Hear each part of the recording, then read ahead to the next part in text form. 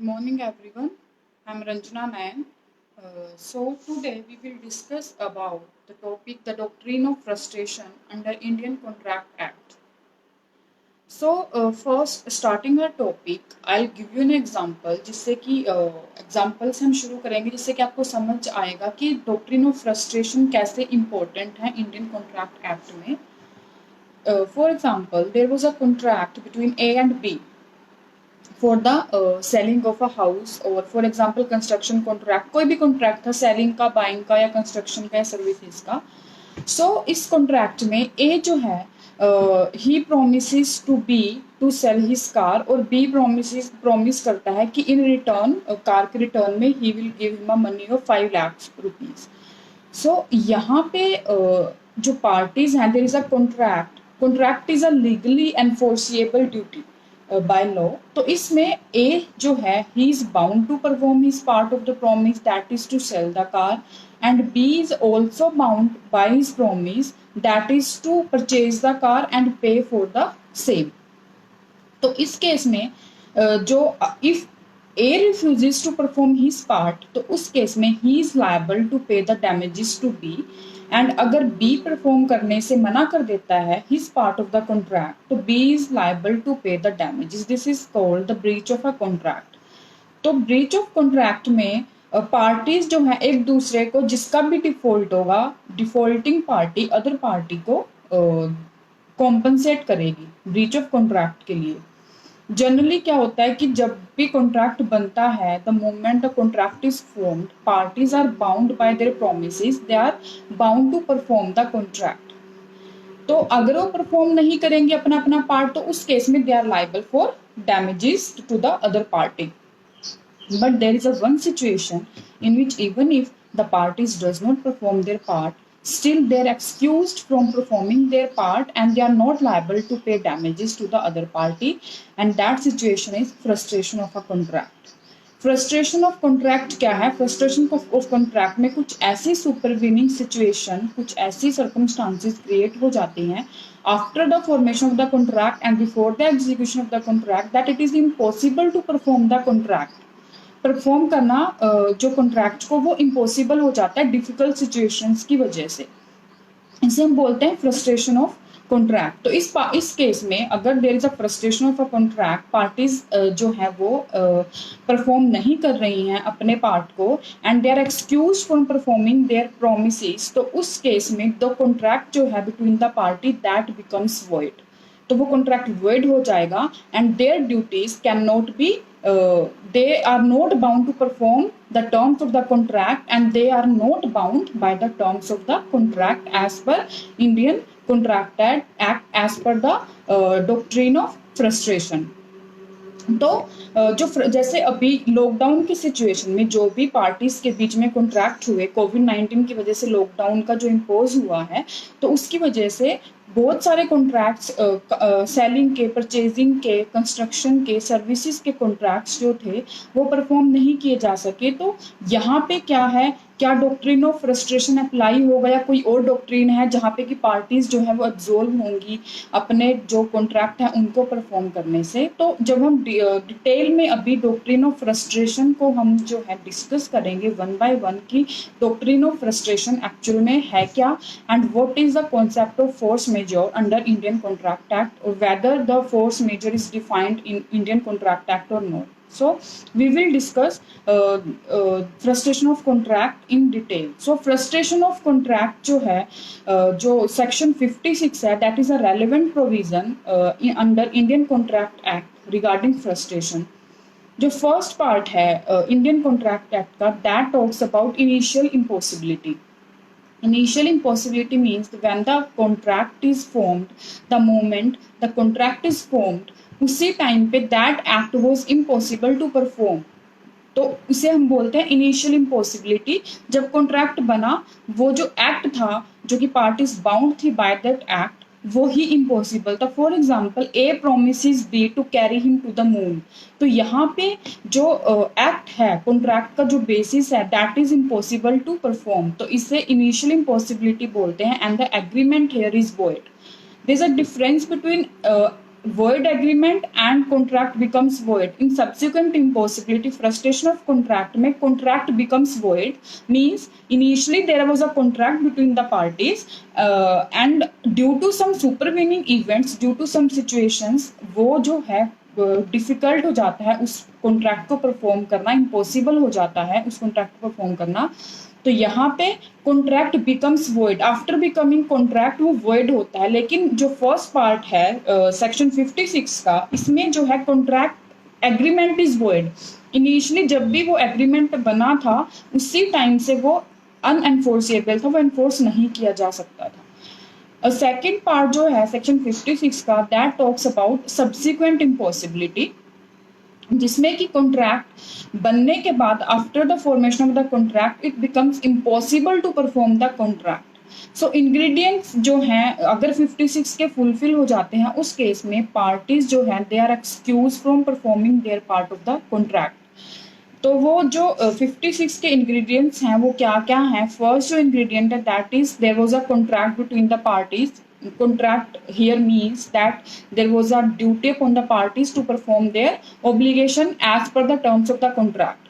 After formation of the contract, subsequently there is some due to the some situations there is some supervening events की वजह से, not due to the fault of the parties, वो contract जो है that becomes void. मतलब जो कुछ situations जो हैं कुछ ऐसी सिचुएशंस क्रिएट हो जाती हैं after the formation of the contract that and that situation should not arise out of the fault of the parties, और पार्टी से कंट्रोल आउट ऑफ कंट्रोल होना चाहिए वो पार्टीज की, उसकी वजह से कॉन्ट्रैक्ट जो है वो वॉइड हो जाता है. तो this is called the doctrine of frustration या फिर discharge of a contract by subsequent impossibility. इसको हम फ्रस्ट्रेशन ऑफ कॉन्ट्रैक्ट भी बोलते हैं, discharge of contract by subsequent impossibility भी बोलते हैं. तो ये जो इंग्रेडिएंट्स अगर फुलफिल हो जाएंगे तो इसको बोलेंगे फ्रस्ट्रेशन ऑफ अ कॉन्ट्रैक्ट. जैसे अभी ड्यू टू कोविड-19 की सिचुएशन की वजह से जो कॉन्ट्रैक्ट परफॉर्म नहीं हो सके हैं, तो ये जो एक्ट है, जो ये इवेंट कोविड-19 का जो हुआ है, पेंडेमिक है, इसकी वजह से कॉन्ट्रैक्ट जो है फ्रस्ट्रेट हो गए हैं. तो इसको हम जब कॉन्ट्रैक्ट जो है ये यहाँ पे वॉइड हो जाएंगे contract as per frustration, parties जो है वो एक्सक्यूज होंगी from performing their part of the contract. इसके बाद हम जो है डिस्कस करेंगे इम्पॉसिबिलिटी. जो एज पर जो प्रोविजन है इम्पॉसिबिलिटी जो है अंडर 56 के हिसाब से जो impossibility that is a 3 kind of impossibility. One is physical impossibility and the second is legal and the practical impossibility and third is practical. So one is physical, second is legal and third is practical impossibility. Physical impossibility means where it is not possible to perform the contract physically. For example, there is destruction of the subject matter of the contract. For example, there was a contract between A and B and A के B के बीच में contract था जहाँ पे कि A contract करता है to sing at the theatre of B. वो शो परफॉर्म करेगा B के थिएटर में, वो हायर करता है B का theatre. But due to the fire वो जो थिएटर है वो डिस्ट्रॉय हो जाता है and due to destruction of the subject matter it is not possible to of B. So यहाँ पे जो कॉन्ट्रैक्ट है वो इम्पॉसिबल हो गया परफॉर्म करना and the doctrine of frustration यहाँ पे अप्लाई होगा and parties they are not liable to pay damages to each other and जो डिफॉल्टिंग पार्टी है वो भी लायबल यहाँ पे नहीं होगी. तो यहाँ पे फिजिकली इम्पॉसिबल हो गया कॉन्ट्रैक्ट को परफॉर्म करना. Now second is legal impossibility. What is legal impossibility? जहाँ पे कि फिजिकली तो it is possible to perform the contract but legally it is not possible to perform the terms of the contract. For example, when the contract was formed, there was a contract between A and B for the sale of the agricultural land.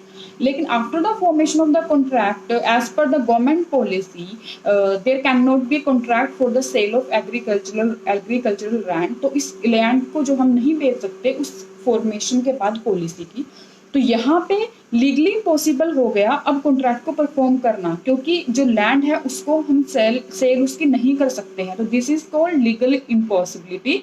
And third is practical impossibility.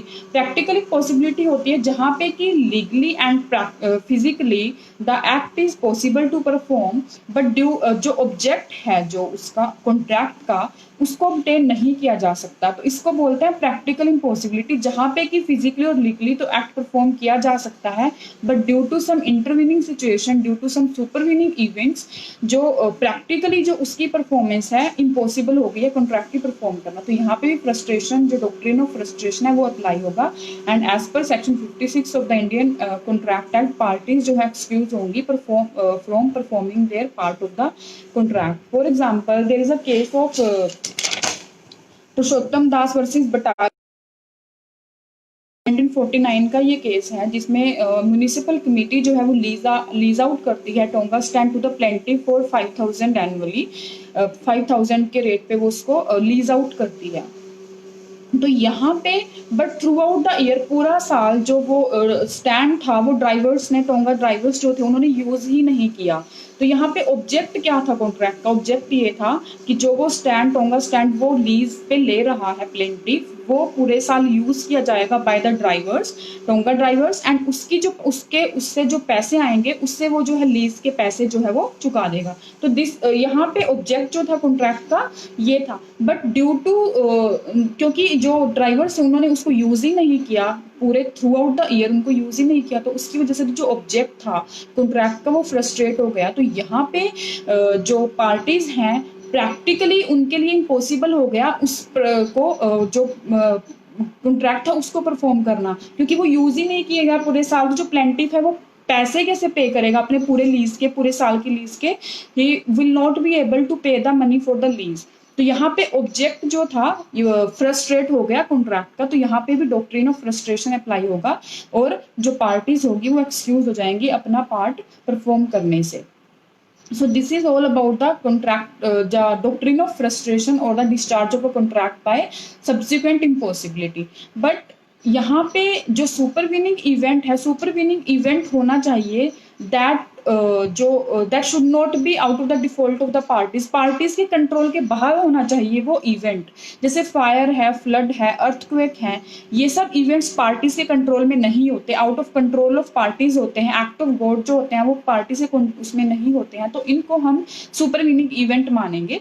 और लेकिन जो parties खुद के default से अगर impossible हो गया है कॉन्ट्रैक्ट को परफॉर्म करना, अगर पार्टीज का ही वहां पे डिफॉल्ट है, तो उस केस में डॉक्ट्रिन ऑफ फ्रस्ट्रेशन अप्लाई नहीं होगा और पार्टीज को एक्सक्यूज नहीं किया जाएगा from performing their part of the contract. For example there was a contract between A and B for the sale of a car on first of January 2020। 1 जनवरी 2020 का उनका कॉन्ट्रैक्ट हुआ कि ए जो है बी को अपनी कार बेचेगा, बट वो उससे 10 दिन पहले ही वो कार सी को बेच देता है ए। तो यहाँ पे उसने इम्पॉसिबल हो गया, क्योंकि वो अब बी के साथ उसने सी को पहले से ही उस कार को बेच दिया, वो बी को अब नहीं बेच सकता उस कार को। तो यहाँ पे जो कॉन्ट्रैक्ट है वो इम्पॉसिबल हो गया परफॉर्म करना। लेकिन जो इम्पॉसिबल हुआ है वहां पे डिफॉल्ट किसका है, किसके फॉल्ट की वजह से वो हुआ है? वो फॉल्ट है ए का। तो ए के फॉल्ट की वजह से जिसने कॉन्ट्रैक्ट किया था, यहाँ पे कॉन्ट्रैक्ट इम्पॉसिबल हुआ है, तो यहाँ पे डॉक्ट्रिन ऑफ फ्रस्ट्रेशन नहीं लगेगा और ए जो है he is liable to pay damages to be.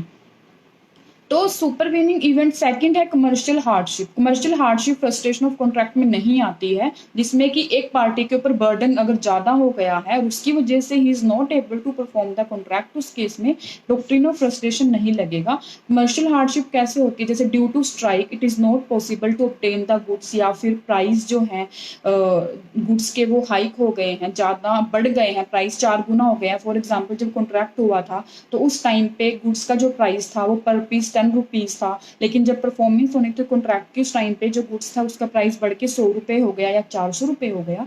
तो इस केस में भी जो है इसको हम कमर्शियल हार्डशिप बोलते हैं, जहाँ पे कि एक पार्टी पे ज्यादा बर्डन आता है परफॉर्म करने में कॉन्ट्रैक्ट पे, लेकिन इस डिफिकल्टी को कमर्शियल हार्डशिप को हम ये नहीं बोल सकते that there is a frustration of a contract. तो ये था फ्रस्ट्रेशन ऑफ कॉन्ट्रैक्ट के सेक्शन, जिसमें कमर्शियल हार्डशिप और जो खुद की पार्टी के डिफॉल्ट की वजह से जो हार्डशिप पैदा होती है उसको हम फ्रस्ट्रेशन ऑफ कॉन्ट्रैक्ट में इंक्लूड नहीं करते हैं। तो अब इसके साथ ही फ्रस्ट्रेशन ऑफ कॉन्ट्रैक्ट के साथ ही हमें जो डिस्कस करना है that is force majeure close. Force majeure क्या होता है? फोर्स मेजोर होता है जिसमें कि इसमें भी सुपरवीनिंग इवेंट होता है, जो कि सुपरवीनिंग इवेंट जैसे मैंने बताया which is not with in the control of the parties, जैसे फ्लड हो गया, अर्थक्वेक हो गया, फायर हो गया, जो कि out of control of parties हैं, उसको ही हम सुपरवीनिंग इवेंट बोलते हैं। और सुपरवीनिंग इवेंट हुआ है जिसकी वजह से it is impossible to perform the contract, इसको हम फोर्स मेजर जो है के क्लोज में ये आता है, इन ऐसे वाले इवेंट। और इस केस में क्या होगा, पार्टीज जो है they will be excused from performing their part of the contract. So now the question is कि फोर्स मेजर भी सेम हुआ, फ्रस्ट्रेशन ऑफ कॉन्ट्रैक्ट भी सेम हुआ, सुपरवीनिंग इवेंट है, beyond the control of parties है, तो what is difference between the to?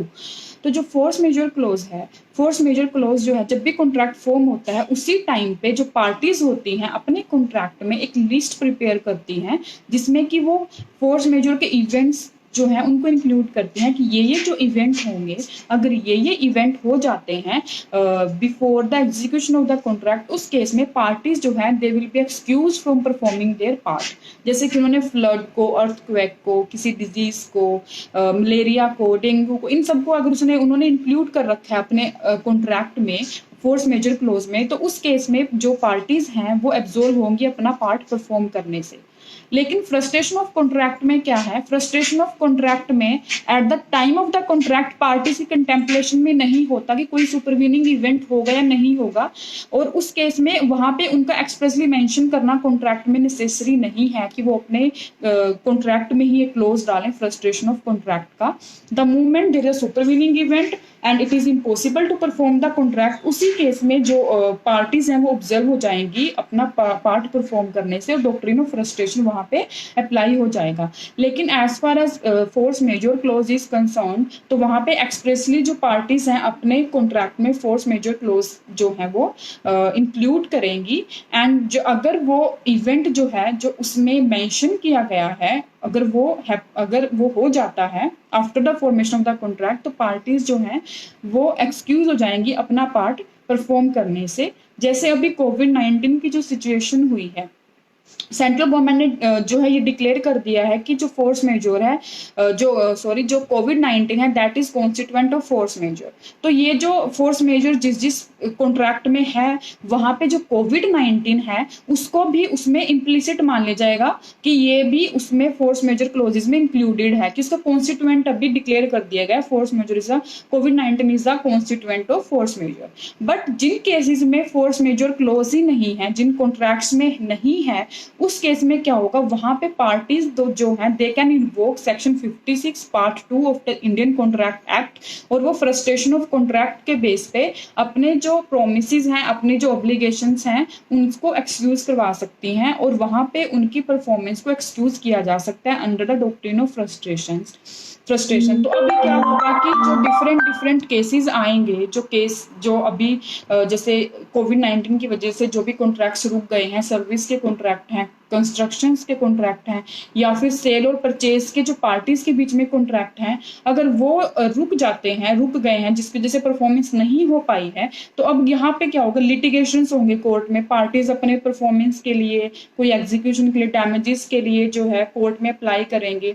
तो यहाँ पे कोर्ट अभी ये देखा, जब भी केस आएंगे कोविड-19 का इम्पैक्ट जैसे ही ओवर होगा, यहाँ पे लिटिगेशंस होंगी, तो उसमें कोर्ट पे और आर्बिट्रेटर पे जो कि डिसाइड करेंगे इन केसेस को, वो टर्म्स देखेंगे कॉन्ट्रैक्ट की कि क्या फोर्स मेजर क्लोज उसमें है या नहीं है, कॉन्ट्रैक्ट में इंक्लूडेड है या नहीं है, अगर नहीं है तो क्या कॉन्ट्रैक्ट की टर्म्स थी, क्या किस बेस पे वो कॉन्ट्रैक्ट बना था, तो वो इंटरप्रिटेशन ऑफ कोर्ट पे डिपेंड करता है।